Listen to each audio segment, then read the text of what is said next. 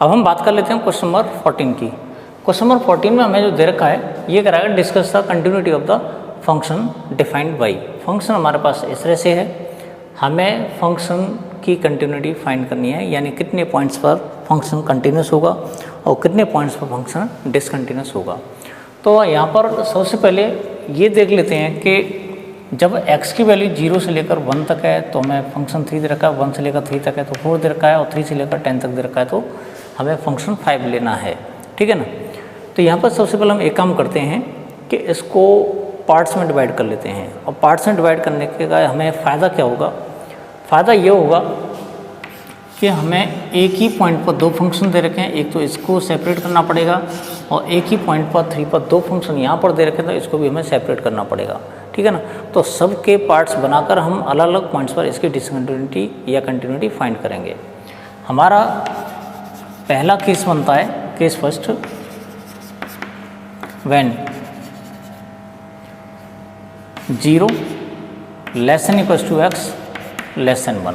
हमने क्या किया, हमने x की वैल्यू वो सेलेक्ट की जो 0 या 0 से ग्रेटर है लेकिन 1 से स्मॉलर है। Let x equals to c।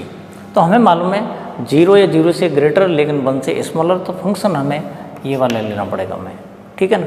तो यहाँ पर at x equals to c F C की जो वैल्यू होगी वो हो जाएगी 3, यानी फंक्शन हमें क्या लेना पड़ेगा, 3 लेना पड़ेगा। अब लिमिटिंग वैल्यू फाइंड करते हैं, limit x tending to c F X हो जाएगा। तो limit x tending to c, हमारे पास जो फंक्शन है वो इस बार 3 रहेगा, इसकी वैल्यू 3। यहाँ पर लिखेंगे since limit x tending to c F X equals to F C, और इनकी वैल्यू आ रही है 3। It implies when 0 less than x less than 3 f is continuous, यानी फंक्शन कंटिन्यूस हो जाएगा। कब होगा, जब इस इंटरवल में है, यानी 0 या 0 से ग्रेटर है लेकिन 1 से स्मॉलर है। अब इसके बाद में हमारे पास बचा केस सेकंड। अब केस सेकंड में क्या है, when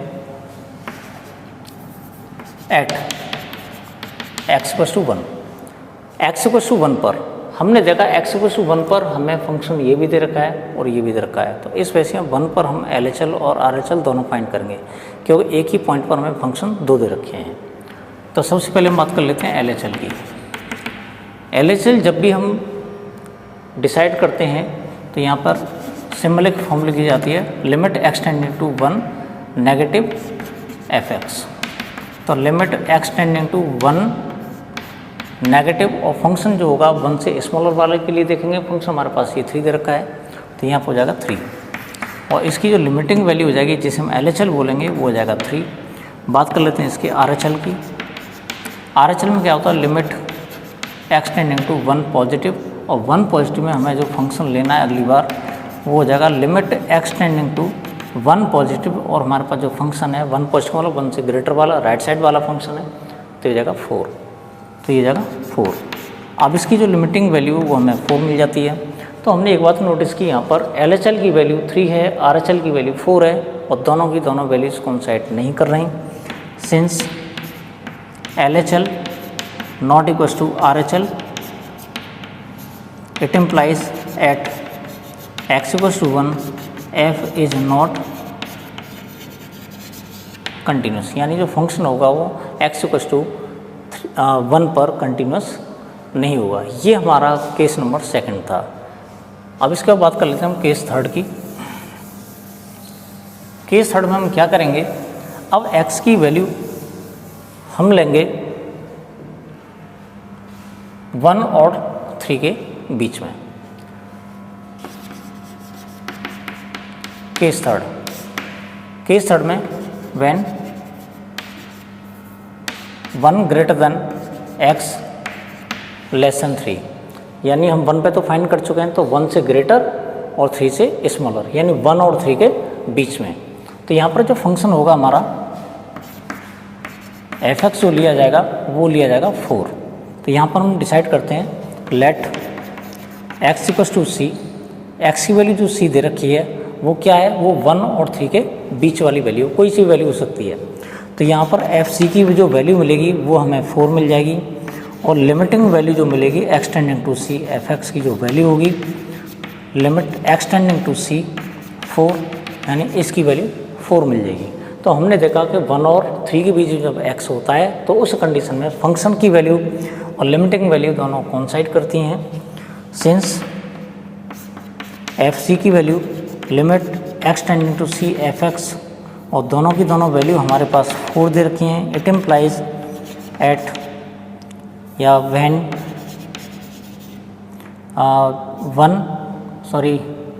1 less than x less than 3 f is continuous, यानी जो फंक्शन होगा वो कंटिन्यूस होगा। इसके बाद बात कर लेते हैं हम किसकी, केस फोर्थ की। केस फोर्थ में क्या है, केस फोर्थ में ये है कि जो वैल्यू होगी हम 3 पर फाइंड करेंगे। x की वैल्यू जो लेंगे हम वो 3 ले लेंगे, और 3 पर हमने देखा 2 फंक्शंस दे रखे हैं, तो इसमें LHL RHL की ज़रूरत पड़ेगी। तो LHL हो जाएगा हमारा limit x tending to 3 negative, और हमें जो फंक्शन लेना पड़ेगा वो 4 लेना पड़ेगा। तो LHL की जो वैल्यू हो जाएगी वो हो जाएगी 4। बात करते हैं RHL की। RHL में क्या करेंगे, limit x tending to 3 positive, 3 positive मतलब 3 के राइट साइड वाले फंक्शन की बात करेंगे हम। तो यहाँ पर 3 पॉजिटिव का मतलब 5 हो जाएगा, तो ये जाएगा 5 फंक्शन, और इसकी वैल्यू हो जाएगी 5। तो हमने देखा LHL RHL दोनों कोइंसाइड नहीं कर रही हैं, इसका मतलब x = 3 पर फंक्शन जो होगा वो कंटिन्यूस नहीं होगा। Since LHL not equal to RHL, it implies at x = 3 f is discontinuous, यानी जो फंक्शन होगा वो डिसकंटिन्यूस हो जाएगा। तो हमारे पास 4 केसेस हो गए। अब बात कर लेते हैं हम लास्ट वाले केस की। लास्ट वाला केस हमारे पास 5th वाला केस बन जाता है, और इसमें हम क्या करेंगे,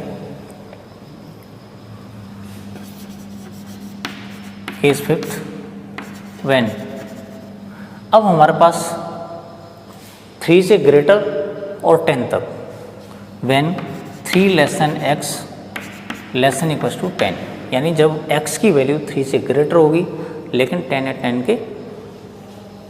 10 से स्मॉलर होगी, तो हम उस केस में क्या करेंगे, हमारे पास वो फंक्शन होगा सिर्फ एक ही होगा, यानी हम पर एफ एक्स की जो वैल्यू मिलेगी हमें 5 मिलेगी। तो लेट x = c, हमने क्या किया, x की वैल्यू c ले ली, कहाँ पर ले ली, 3 से ग्रेटर, 10 या 10 से स्मॉलर। तो यहाँ पर एफ सी की जो वैल्यू मिलेगी वो मिल जाएगी हमें 5, और limit x tending to c F X देखते हैं, तो limit x tending to c, और ये हमें 5 दे रखा है, तो इसकी वैल्यू हो जाएगी 5।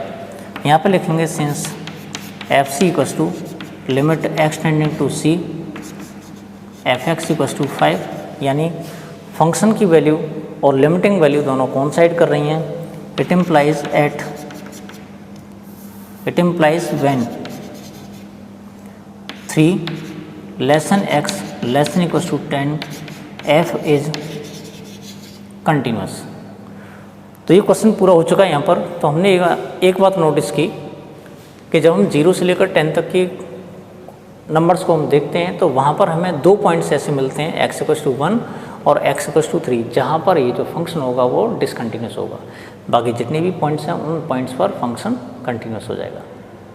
जिस तरह से हमने क्वेश्चन नंबर 14 डिस्कस किया था, सेम कंडीशन हमारी क्वेश्चन नंबर 15 में भी दे रखी है। तो हमने देखा जब x की वैल्यू 0 से स्मॉलर है तो हमें फंक्शन ये मिलेगा, x की वैल्यू 0 है, 0 से ग्रेटर है लेकिन 1 तक है तो उसमें हमें फंक्शन ये वाला मिलेगा। लेकिन जब x की वैल्यू 1 से ग्रेटर है तो उस कंडीशन में फंक्शन हमें 4x लेना पड़ेगा। तो इसको भी हम डिफरेंट टाइप के केसेस में डिवाइड कर लेंगे। तो सॉल्यूशन में हमारा जो पहला केस बनता है वो बनता है व्हेन x < 0, जब x की वैल्यू 0 से स्मॉलर है। ठीक है, अब कितनी स्मॉलर है पता नहीं, कोई भी वैल्यू हो सकती है। तो यहाँ पर जो फंक्शन हमें लेना पड़ेगा वो लेना पड़ेगा 2x। अब क्या करेंगे, लेट x = c < 0। हमने क्या किया, x की वैल्यू c ले ली, 0 से स्मॉलर है। अब जैसे कि -1 हो सकती है, -2 हो सकती है, -100 हो सकती है, कोई भी हो। तो यहाँ पर फंक्शन हमने फंक्शन की वैल्यू निकाली सी पर, तो एफ सी जो हो जाएगा वो हो जाएगा 2c, और लिमिटिंग वैल्यू इसकी होगी limit x tending to c F x, तो limit x tending to c 2x लेना पड़ेगा हमें, यानी हो जाएगी 2c। और हमने देखा कि फंक्शन की वैल्यू और लिमिटिंग वैल्यू दोनों के दोनों कोइंसाइड कर रही हैं, तो यहाँ पे लिखेंगे since F C equals to limit x tending to c F X equals to 2c, it implies at when x less than 0 f is continuous, यानी जो फंक्शन होगा वो कंटिन्यूस होगा। बात कर लेते हैं इसके सेकंड वाले पार्ट की। अब यहाँ पर हमने देखा 0 पर 2 फंक्शन दे रखे हैं, एक तो ये दे रखा है और एक ये दे रखा है। यहाँ पर लिखेंगे कि सेकंड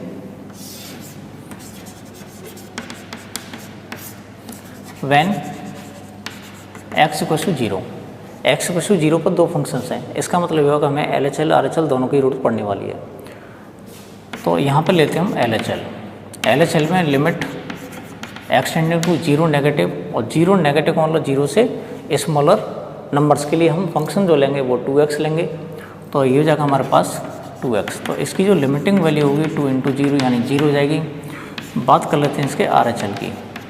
RHL में क्या होता है, limit x tending to 0 positive. अब यहाँ पे जो फंक्शन हम लेंगे फंक्शन हो जाएगा 0, क्योंकि 0 से ग्रेटर हमें नंबर लेना है, तो ये हो जाएगा 0। और इसकी जो लिमिटिंग वैल्यू है जिसे हम RHL भी कहेंगे, तो उसकी वैल्यू भी क्या हो जाएगी 0। अब इसके अलावा फंक्शन की वैल्यू भी कंसीडर कर लेते हैं। तो यहाँ पर f अगर हम f0 लेते हैं तो f0 का मतलब x इक्वल टू 0 के लिए ले रहे हैं, इक्वल का साइन हमारे पास यहाँ पर है, तो हमारे पास जो फंक्शन होगा वो 0 हो जाएगा। तो f0 की वैल्यू 0, तो यहाँ पर लिखेंगे कि f0 equal to LHL equal to RHL। तो हमने देखा फंक्शन की वैल्यू, LHL की वैल्यू और RHL की वैल्यू, तीनों की तीनों वैल्यू कोइंसाइड कर रही हैं और वैल्यू दे रही है हमें 0। It implies at x equal to 0 f is continuous, यानी जो फंक्शन होगा वो कंटिन्यूस हो जाएगा। अब बात कर लेते हैं अगले वाले केस की, थर्ड केस में क्या होता है कि जो हम 0 तक वैल्यू पहुंच चुके थे, अब 0 से थोड़ा सा आगे बढ़ेंगे। Case third when,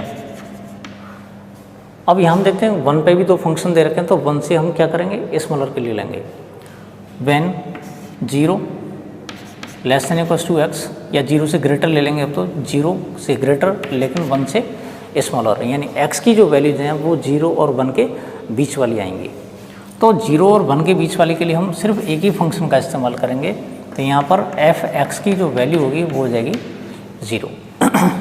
late x equal to c, तो हमने क्या किया 0 और 1 के बीच में एक रियल नंबर ले लिया c। अब c कोई सा भी नंबर हो सकता है 0 1 के बीच में, तो हमने देखा कि एफ सी की जो वैल्यू होगी वो हमें 0 लेनी पड़ेगी, और इसकी जो लिमिटिंग वैल्यू है x tending to c F x लिखेंगे, तो limit x tending to c और एफ एक्स की वैल्यू 0 दे रखी है, तो ये लिमिटिंग वैल्यू हमें 0 मिल जाएगी। तो हमने देखा since F c equal to limit x tending to c F x equal to 0 दे रखा है, यानी फंक्शन की वैल्यू और लिमिटिंग वैल्यू दोनों कोइंसाइड कर रही हैं। It implies when 0 less than x less than 1 f is continuous, यानी जो फंक्शन होगा वो कंटिन्यूस हो जाएगा। केस फोर्थ में हम देखते हैं 0 से आगे बढ़ते हैं, अब 1 पे पहुंच जाते हैं, तो 1 पर भी उसने 2 फंक्शन दे रखे हैं, एक तो 0 दे रखा है और एक दे रखा है 4x eight x equal to 1। तो x इक्वल टू 1 पर 2 फंक्शन दे रखे हैं, तो हम इसमें LHL RHL दोनों का इस्तेमाल करेंगे। तो यहाँ पे LHL अगर हम फाइंड करते हैं, तो LHL में limit x tending to 1 negative और 1 से स्मॉलर वैल्यूज़ के लिए हमें फंक्शन सेलेक्ट करना है, तो 1 से स्मॉलर वैल्यू के फंक्शन हमें 0 लेना पड़ेगा, तो ये हो जाएगा 0 और LHL की वैल्यू जाएगी 0। बात कर लेते हैं RHL की। तो RHL में आप लोगों को मालूम है इसको इस तरह से लिखा जाता है 1 पॉजिटिव f(x) और हमें फंक्शन जो लेना पड़ेगा 1 पॉजिटिव के लिए यानी 1 से ग्रेटर वैल्यू के लिए, तो 1 से ग्रेटर हमें 4x मिल जाएगा। तो ये हो जाएगा limit x tending to 1 positive 4x, इसकी लिमिटिंग वैल्यू फाइंड करेंगे तो 4 × 1 यानी हमें 4 मिल जाती है। अब हमने यहाँ पर नोटिस किया कि LHL की वैल्यू 0 है, RHL की वैल्यू 4 है, दोनों की दोनों वैल्यूज़ कोइंसाइड नहीं कर रही। जब कोइंसाइड नहीं कर रही तो इसका मतलब x = 1 पर फंक्शन जो होगा वो कंटिन्यूस नहीं होगा। Since LHL not equals to RHL, it implies at x = 1 f is discontinuous, यानी जो फंक्शन होगा वो डिसकंटिन्यूस हो जाएगा। अब बात कर लेते हैं इसके लास्ट वाले केस की। लास्ट वाले केस में होता क्या है कि हम एक ऐसी वैल्यू सेलेक्ट करेंगे जो 1 से ग्रेटर है, ठीक है ना। केस फिफ्थ, व्हेन x > 1, यानी हम 1 से ग्रेटर वैल्यू एक सेलेक्ट करेंगे। जब 1 से ग्रेटर सेलेक्ट करेंगे तो इसका मतलब फंक्शन हमें हर बार 4x लेना पड़ेगा, यानी f(x) की जो वैल्यू है वो हो जाएगी 4x। क्लियर हो गया यहाँ तक। इसके बाद अगर हम लेट x = c, हमने क्या किया, एक नंबर ले लिया c, x = c, लेकिन ये c ऐसा है जो 1 से ग्रेटर है, यानी 2 भी हो सकता है, 3 भी हो सकता है, 100 भी हो सकता है, 1000 भी हो सकता है, हमें नहीं मालूम क्या है। तो यहाँ पर सबसे पहले हम FC फाइंड करते हैं, तो FC निकालेंगे तो हमें मिल जाएगा 4c, ठीक है। और उसके बाद limiting value limit x tending to c find करेंगे, f(x) = तो limit x tending to c और फंक्शन है हमारे पास 4x, इसकी वैल्यू हो जाएगी 4c। तो फंक्शन की वैल्यू और लिमिटिंग वैल्यू दोनों कोइंसाइड कर रही हैं, कोइंसाइड कर रही हैं, तो इसका मतलब ये होगा कि फंक्शन x = c पर जो कि 1 से ग्रेटर है क्या हो जाएगा, कंटिन्यूस हो जाएगा।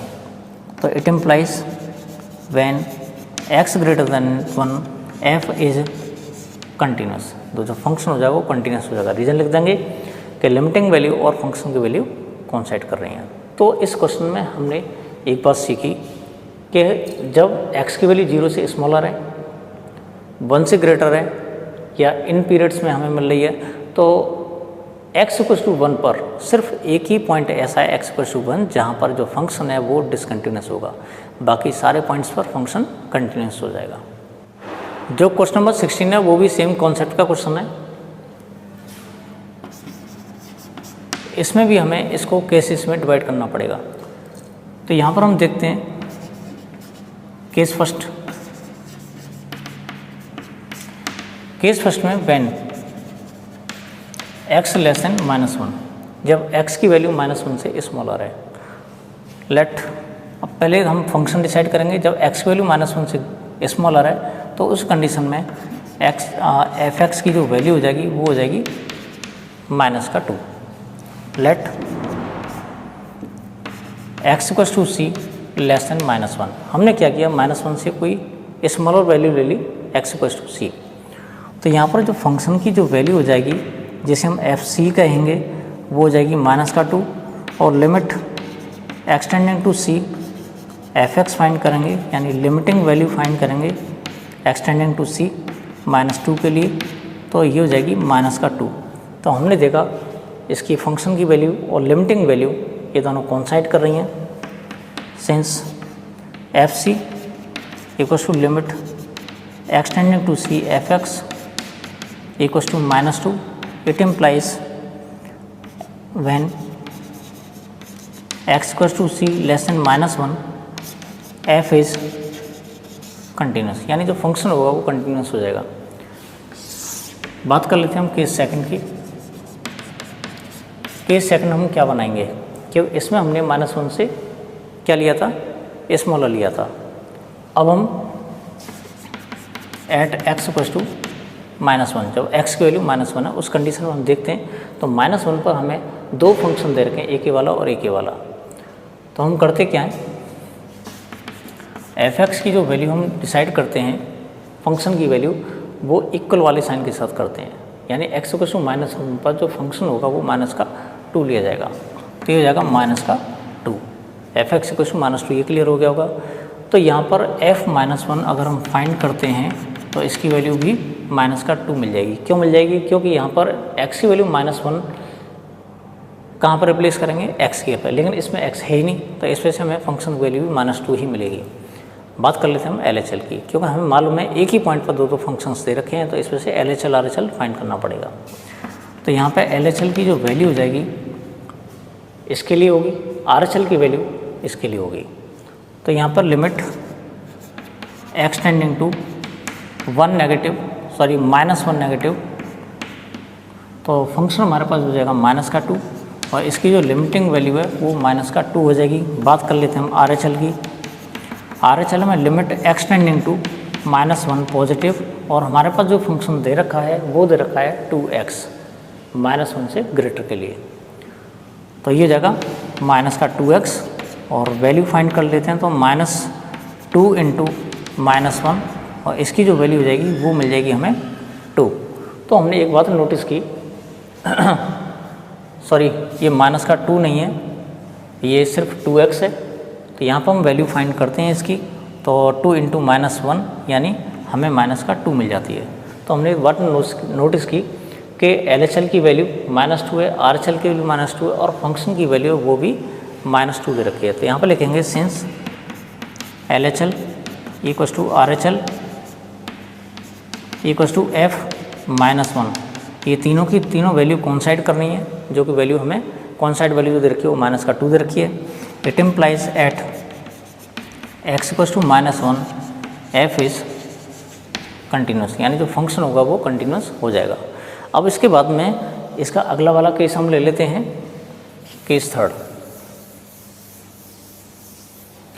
केस थर्ड में हम करते क्या हैं, हमें x इक्वस टू 1 पर फंक्शन की कंटिन्यूटी के बारे में पता चल चुका है। अब तक सारे ही पॉइंट्स पर फंक्शन कंटिन्यूस आ रहा है। अब बात कर लेते हैं केस थर्ड की। केस थर्ड में क्या होता है, व्हेन -1 से ग्रेटर लेते हैं, और यहाँ पर ये जो दे रखा है हमें वो 1 से स्मॉलर है, तो ये हो जाएगा when -1 less than x less than 1, यानी हम x की वैल्यू -1 से ग्रेटर ले रहे हैं लेकिन 1 से स्मॉलर ले रहे हैं। तो उस कंडीशन में क्या होता है, let x equals to c, और जो फंक्शन हमारा हो जाएगा वो हो जाएगा 2x। ये पूरा क्लियर हो गया होगा। तो यहाँ पर सबसे पहले हम FC फाइंड करते हैं। तो FC जो हो जाएगा ये हो जाएगा तुम्हारा 2c। अब इसकी लिमिटिंग वैल्यू फाइंड करते हैं, तो limit x tending to c, और फंक्शन लिख लेंगे। तो limit x tending to c, function हमारे पास है 2x, और इसकी वैल्यू भी हो जाएगी हमारे पास 2c, यानी फंक्शन की वैल्यू और लिमिटिंग वैल्यू दोनों कॉन्साइड कर रही हैं। यहाँ पर लिखेंगे since FC equals to limit x tending to c f(x) equals to 2c, it implies f is continuous. इस केस में कंटिन्यूस होगा। बात कर लेते हैं हम इसके फोर्थ वाले केस की। केस फोर्थ में क्या है, व्हेन x इक्वस टू 1, यानी जब x की वैल्यू 1 होगी, उस कंडीशन में हम देखते हैं क्या होता है। तो 1 पर हमें दो फंक्शंस दे रखे हैं, एक तो 2x दे रखा है, एक दे रखा है 2। तो सबसे पहले फंक्शन डिसाइड करेंगे। यहाँ पर जो फंक्शन होगा x इक्वस टू 1 के लिए, तो इक्वल का साइन यहाँ पर दे रखा है, तो फंक्शन हो जाएगा हमारे पास 2x। तो यहाँ पर हम इसको 2x ले लेते हैं, तो फंक्शन की वैल्यू f1 हो जाएगी। f1 की वैल्यू 2 इंटू 1 यानी ये हो जाएगी 2। क्योंकि एक ही पॉइंट पर दो फंक्शंस दे रखे हैं, तो LHL RHL फाइंड करेंगे हम। तो LHL इक्वस टू हो जाएगा limit x tending to 1 negative, ये 1 नेगेटिव मतलब 1 से स्मॉलर नंबर के लिए, तो 1 से स्मॉलर हमें यहाँ मिलेगा, तो ये हो जाएगा 2x, और ये हो जाएगा 2 इंटू 1 यानी 2 हो जाएगा। बात कर लेते हैं इसकी RHL की। RHL में limit x tending to 1 positive, और फंक्शन हमारे पास हो जाएगा 2, क्योंकि 1 से ग्रेटर के लिए बात हो रही है, तो ये हो जाएगा 2। तो इसकी वैल्यू भी 2 आ रही है। तो हमने देखा फंक्शन की वैल्यू, LHL की वैल्यू, RHL की वैल्यू, तीनों की तीनों वैल्यूज कॉन्साइड हो रही हैं। Since LHL equals to RHL equals to f1, तीनों की तीनों वैल्यू हमें 2 मिल रही हैं, कॉन्साइड हो रही हैं। इसका मतलब ये हुआ एफ इज़ कंटिन्यूस, यानी फंक्शन जो होगा वो कंटिन्यूस हो जाएगा x इक्वल टू 1 पर। अब बचता है इसका last case.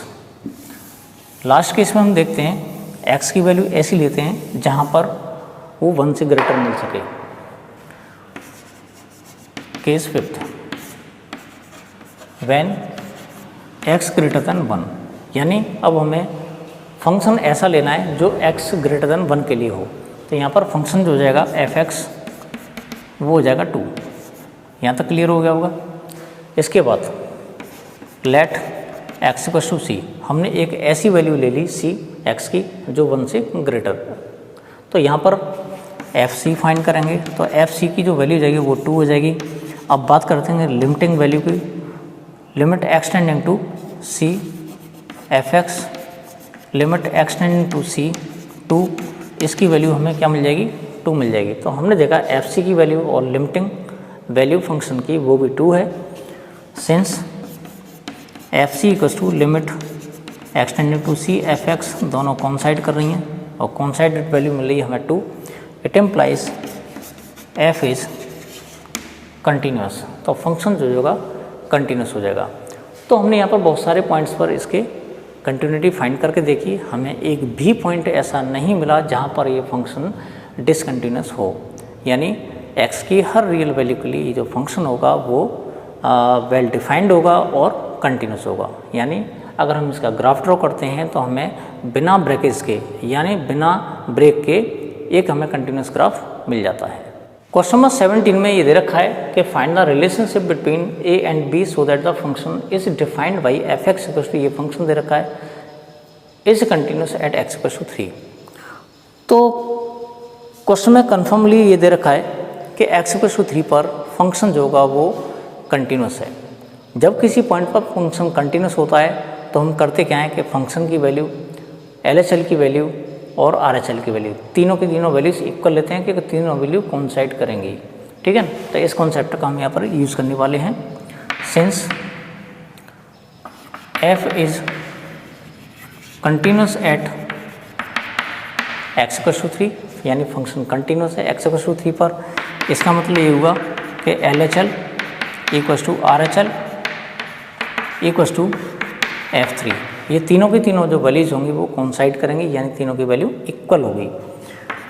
Limit x tending to 3 negative f x लिखा जाता है इसको, लिमिट एक्सटेंडिंग टू 3 पॉजिटिव लिखा जाता है इसको एफ एक्स, और इसको लिखा जाएगा F3 के लिए। अब यहाँ पर क्योंकि हम एग्जैक्ट एक्स की वैल्यू 3 ले रहे हैं तो फंक्शन हमें ये लेना पड़ेगा, क्योंकि इक्वल का साइन हमारा यहाँ पर दे रखा था, इक्वल का साइन इस फंक्शन के लिए है। तो ये जाएगा a इंटू 3 प्लस का 1, लिमिट एक्सटेंडिंग टू 3 नेगेटिव, और 3 नेगेटिव कौन होता है? 3 के लेफ्ट साइड वाली, तो 3 के लेफ्ट साइड का मतलब फंक्शन हमें ये लाना पड़ेगा। तो ये हो जाएगा हमारे पास ax प्लस 1, इधर limit extending to 3 positive, 3 positive मतलब 3 के राइट साइड वाले फंक्शन के लिए हम लिखेंगे, तो यहाँ पर bx प्लस 3 रखा है, तो ये जाएगा bx प्लस का 3, और ये जाएगा 3a प्लस 1। तो इसमें लिमिटिंग वैल्यू निकालते हैं तो ये मिल जाएगी 3a प्लस 1, इसकी लिमिटिंग वैल्यू जाएगी 3b प्लस 3, और इसकी जो लिमिटिंग जो फंक्शन की जो वैल्यू है वो 3a प्लस 1। अब हमें फाइंड क्या करना है? a और b में रिलेशन। तो करते क्या हम, या तो ये वाला सेलेक्ट कर लें या फिर a वाला सेलेक्ट कर लें। तो a और b में रिलेशन फाइंड करने के लिए सिर्फ इन दोनों में से एक ही पेयर काफ़ी है। तो हम ये वाला पेयर ले लेते हैं, तो 3b प्लस, ये हो जाएगा हमारे पास 3b plus 3 equals to 3a plus 1। ठीक है, तो 3a को हम इधर ले आते हैं, इस 3 को इधर पहुँचा दें तो हमारे पास बचेगा 3b minus 3a equals to 1 minus का 3। तो 3 को हम ले लेंगे b minus a equals to minus 2, तो b minus a equals to minus 2 upon 3। चाहें तो हम इसमें 3 का मल्टीप्लाई कर सकते हैं, या फिर a minus b equals to 2 upon 3, ये इसका रिलेशन मिल जाएगा a और b में।